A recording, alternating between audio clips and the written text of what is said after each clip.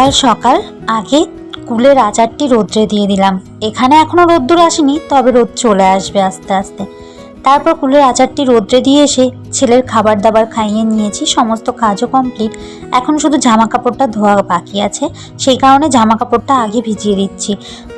Bedsheet change করেছিলাম, bedsheet ছিল, বাবানের পাপার কিছু ছিল, আমার ছিল, বাবানের ছিল, তো সকলেরই কিছু কিছু জামা কাপড় ছিল। আর কি বলুন তো, আজ না সামনের দিকটাতেই জামা কাপড় কাচাকাচি করছি, কারণ এখানে জল আসছে, মানে যেই আমাদের এখানে বলে গঙ্গার জল, আমরা বলি টাইম কলের জল। আমার বাপের বাড়ি ওইদিকে বলি টাইম কলের জল, আর এখানে সবাই বলে যে গঙ্গার জল। তো জলে নাকি এই জলে নাকি কাচাকাচি করলে বেশ ভালো পরিষ্কার হয়। আর যেহেতু এই জলটা সবসময় আসছে, প্রতিদিনই আসছে দেখলাম, তাই ভাবলাম খালি খালি ট্যাঙ্কির জল নষ্ট না করে এখান থেকে এই জলেই কাচাকাচিটা করি। আর সবার মুখে শুনছি যে ভালো পরিষ্কার হয়, তাই ভাবলাম এখন থেকে এখানেই কাচাকাচি করব। আর কটা দিন তাইও করছি জানেন। তবে আজও করলাম সেই মতন। জামা কাপড়গুলো ধোয়া কমপ্লিট, নিয়ে চলে এসেছি ওপরে নিয়ে এসে এক এক করে সমস্ত জামা কাপড়গুলো মেলে দিচ্ছি।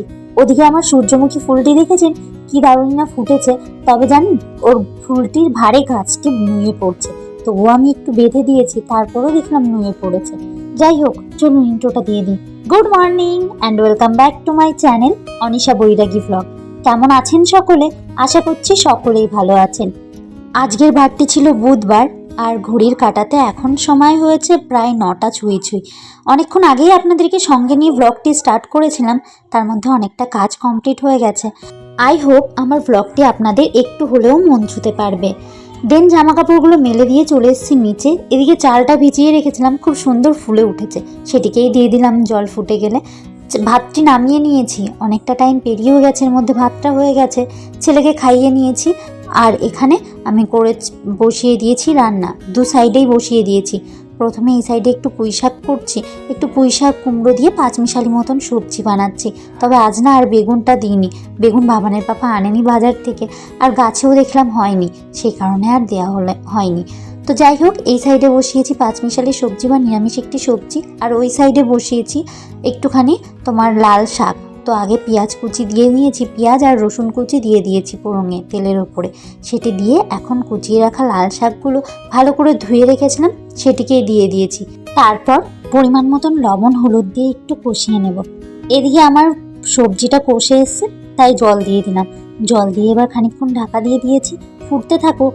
আর এদিকে লাল শাকটি হয়ে গেছে, নামিয়ে নিয়েছি। আজ করব পটল আলুর রসা, সেই কারণে মানে অর্ধেক করে, মাঝখান থেকে অর্ধেক করে কেটে নিয়েছি। আলু পটলটা চুলে দুভাগ মতন করে কেটে ভাজা বসিয়েছি, ওগুলো ভাজতে থাকুক এই সাইডে। আর আমার এই সবজিটিও হয়ে গেছে, সেই সবজিটি এখন নামিয়ে নিয়েছি। এবার নামিয়ে নিয়ে রেখে দেবো। শাকটাও হয়ে গেছে, এদিকে সবজিটাও হয়েছে, আর রয়েছে শুধু পটল রসাটা। তো আজ না মাছ আনেনি, তো সেই কারণে শুধু আজ হচ্ছে নিরামিষ মতন সবজিই হবে। তো যাই হোক, নিরামিষ হলেও বেশ ভালো করে রান্না করার চেষ্টা করি। প্রথমে গোটা গরম মশলা ফোড়ন দিয়ে নিলাম, তারপর আদা আর জিরে পেস্ট করে নিয়েছিলাম, সেটি দিয়ে দিয়েছি। খানিকক্ষণ কষিয়ে নেওয়ার পর এখন একটুখানি পরিমাণ মতন 2 চামচ মতন আমি কাশ্মীরি লঙ্কার গুঁড়ো অ্যাড করলাম কালার আসার জন্য। তারপর একটি টমেটো পেস্ট আমি এর ভিতর দিয়ে দিয়েছি। টমেটো পেস্টটা দেওয়ার পর ভালো করে কষিয়ে নিচ্ছি। কষিয়ে নিয়ে আগে থেকে ভেজে রাখা আলু আর ওই পটলগুলো আমি দিয়ে দিলাম এর ভেতরে। তো পটল আলুটা মশলা দিয়ে ভালোভাবে কষিয়ে নিচ্ছি মশলার সঙ্গে। তারপর পরিমাণ মতন লবণ অ্যাড করেছি এর ভেতরে। দেওয়ার পর পুরো পটল আলুটা কষে আসলে আমি এখানে একটুখানি গরম জল অ্যাড করলাম। গরম জলটা দেওয়ার পর একটু জলটা বেশি পরিমাণে দিয়েছিলাম, কারণ আলুগুলো যেহেতু অনেকটা বড় করে কাটা হয়েছিল, সিদ্ধ হতে একটু টাইম লাগবে সেই কারণে। আর এখানে বাবানের পাপাকে খাবার দিয়ে দিয়েছি আমি।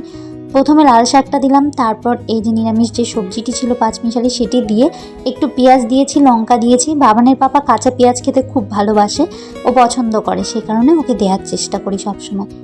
এর মধ্যে আমার পটল আলু রসাটা কমপ্লিট।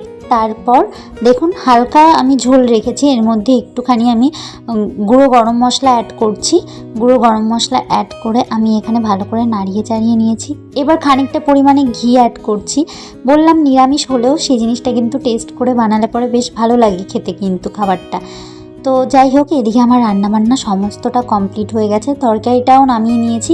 বাবানের পাপা ওইদিকে খেয়ে চলে গেছে, আর আমি এদিকে ক্লিনিংয়ের কাজগুলো কমপ্লিট করছি। এর মাঝে ছেলের স্নান খাওয়া সমস্তটা করে এসেছি। ছেলেকে খাওয়ানো, স্নান করানো সেগুলো সেরেই আমি রান্নাঘরে আবারও এসেছি। তো এসে এদিকে আমি ক্লিনিংয়ের কাজগুলো করছি, বাসনগুলো মেজে নিচ্ছি। আগে বাসনগুলো মেজে নিয়ে তারপরেই কিন্তু আমি ওইদিকে যে ক্লিনিংয়ের কাজগুলো থাকে, জলের বোতল ভরা, জল ভরা, এগুলো কাজগুলো করে থাকি আর কি। তো সেই মতন এদিকে রান্নাঘরের যে কড়াই বাসন যা যা থাকে সেগুলো সমস্তটা আমি ভালো করে পরিষ্কার করে ধুয়ে নিচ্ছি। আমার স্কুল ফ্রেন্ড ও আমার ফেসবুক ফ্রেন্ড তাপসী, ও আমাকে কমেন্ট করেছিল পুরুষ মানুষদের কাঁসার থালায় খেতে দিলে তাদের আয়ু বাড়ে। হ্যাঁ, আমি কাঁসার থালায় আগে খেতে দিতাম, তবে বাবানের পাপাও খেতে খুব পছন্দ করে, কিন্তু আমার থালাগুলো এত ভারী যে আমার ক্যারি করতে খুব অসুবিধা হয়। যেরকম মানে উঠিয়ে নিয়ে যাওয়া প্রচণ্ড ভারী, তারপর ভাত তরকারি দিলে আর একটু ভারী হয়ে যায়। সেই কারণে আমি ওটা অ্যাভয়েড করতাম, ওটা ইউজ করতাম না। তবে ওর কথা মতন আবারও শুরু করলাম। তো সেই মতন বাবানের পাপাকে এখন থেকে চেষ্টা করছি প্রতিদিনই কাঁসার থালাতে খেতে দেওয়ার। আর বাবানকে, আমার ছেলেকে তো সবসময় আমি কাঁসার জিনিসই ইউজ করি, সব কিছুতেই কাঁসার জিনিস ইউজ করার চেষ্টা করি, ওর বাটি চামচ থালা গ্লাস সব কিছু। ওদিকে কথা বলতে বলতে আমার বাসন মাজা কমপ্লিট, বেসিনটাও ক্লিন করে নিয়েছিলাম। দেন আমার কাউন্টার টপটা ক্লিন করে নিয়েছি, যে ওভেন বার্নার সমস্ত কিছু ক্লিন করে নিয়েছি। আর এদিকে তারপর আমার যে ডাইনিং টেবিলটা আছে, তো ডাইনিং টেবিলটাও ভালো করে পরিষ্কার করে নিচ্ছি। ডাইনিং টেবিলটা পরিষ্কার করে নিই। এদিকে যে চেয়ারটা থাকে, তো সেই চেয়ারটিকেও ভালো করে পরিষ্কার করে নিয়েছি। দেন চলে এসেছি ঘরটিকে ভালো করে ঝাড় দিয়ে নিয়ে এখন ঘরটা ভালো করে মুছে নিচ্ছি। সকালবেলায় একবার মোছা হয়, আমাদের বাড়িতে কিন্তু নিয়ম একবারে বাসি ঘর মুছে নেওয়া, তারপরে সমস্ত কাজ করা। তো আমি মূলত সেটা মেনে চলার চেষ্টা করি আমার শ্বশুরবাড়ি এসে, যেহেতু এই নিয়মটা আমি প্রথম থেকে দেখে আসছি। তারপরেও না নোংরা নোংরা হয়ে যায়, ধুলো ধুলো হয়ে যায়। আর আমার ছেলে যেহেতু ছোট, ও তো নোংরা করতেই থাকে, তারপর পায়ে পায়ে ধুলো আসে।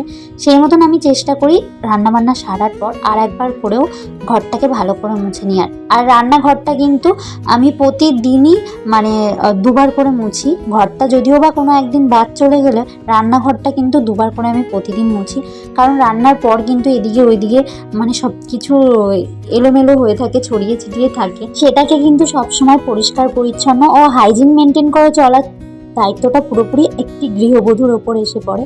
সেই মতন আমিও চেষ্টা করি সবসময় হাইজিন মেনটেন করার।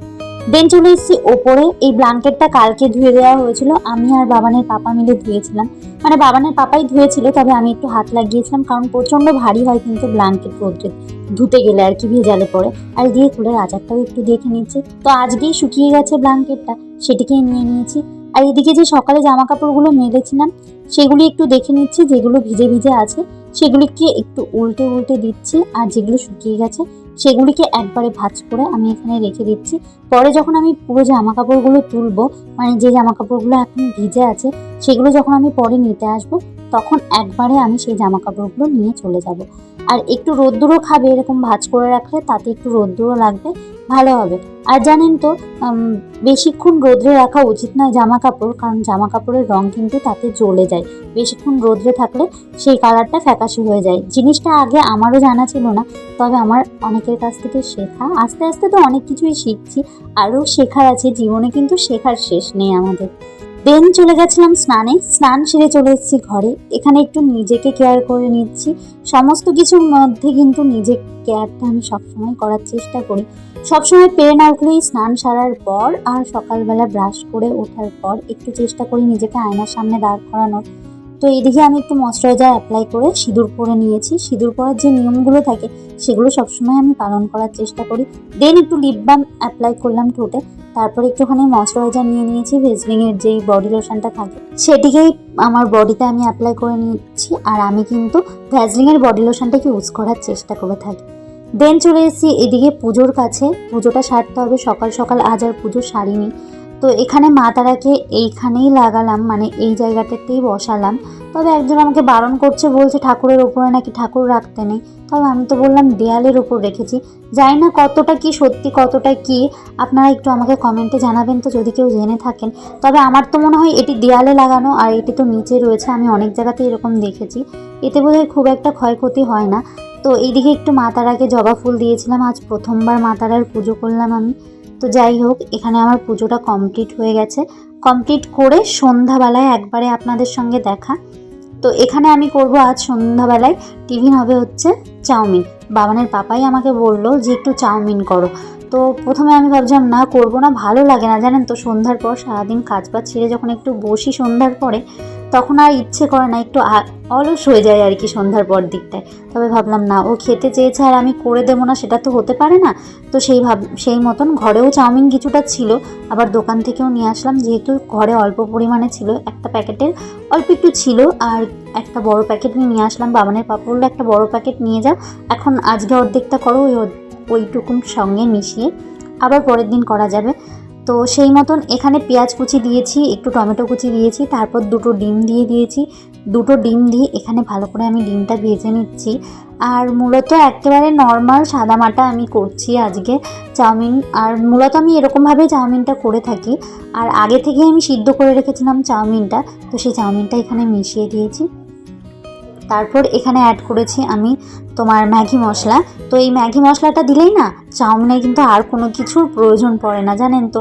সয়া সস বলো বা অনেক কিছু বলো, চিলি সস বলো, যাই বলো না কেন, সেগুলোর প্রয়োজন পড়ে না। এভাবে একদিন আপনারা খেয়ে দেখবেন, খুব সুন্দর লাগে কিন্তু খেতে।